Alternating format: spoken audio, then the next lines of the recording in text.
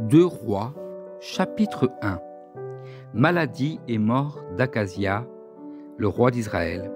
Les Moabites se révoltèrent contre Israël après la mort d'Ajab. Akazia tomba par le treillis de sa chambre à l'étage à Samarie, et il se blessa gravement.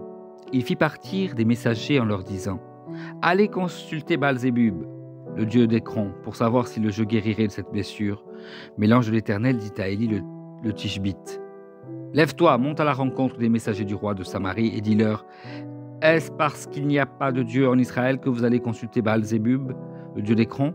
C'est pourquoi voici ce que dit l'Éternel.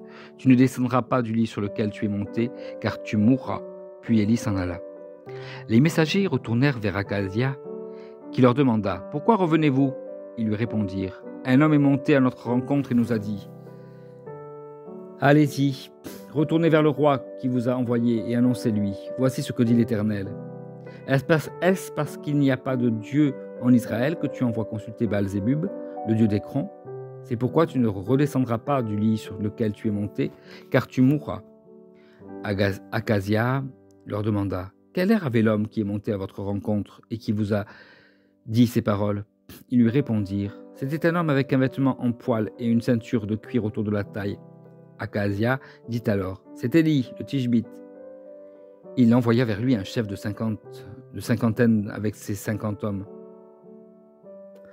Ce chef monta vers Élie, qui était assis au sommet de la montagne. Il lui dit « Homme de Dieu, le roi te dit, descends. » Élie répondit « Au chef de cinquantaine, si je suis un homme de Dieu, que le feu descende du ciel et te dévore, toi et tes 50 hommes. » Et le feu descendit du ciel et le dévora, lui et ses 50 hommes. Akazia envoya de nouveau vers lui un chef de cinquantaine avec ses 50 hommes.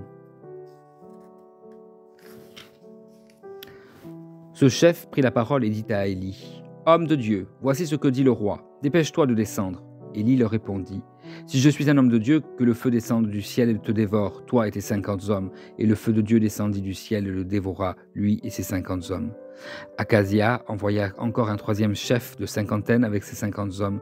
Ce troisième chef de cinquantaine monta vers Élie et à son arrivée, il plia les genoux devant lui et lui demanda grâce en disant « Homme de Dieu, veuille accorder un peu de valeur à ma vie et celle de ces 50 hommes, tes serviteurs.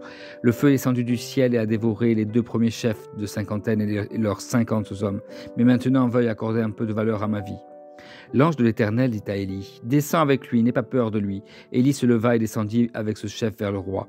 Il lui annonça « Voici ce que dit l'Éternel, parce que tu as envoyé des messagers consulter Baal-Zébub, le dieu d'Écron, comme s'il n'y avait pas en Israël de Dieu dont on puisse consulter la parole, tu ne redescendras pas du lit sur lequel tu es monté, car tu mourras. » Akazia mourut conformément à la parole de l'Éternel, prononcée par Élie. Comme il n'avait pas de fils, son frère Joram devint roi à sa place. Cela se passa la 2e année du règne de Joram, le fils de Josaphat sur Juda.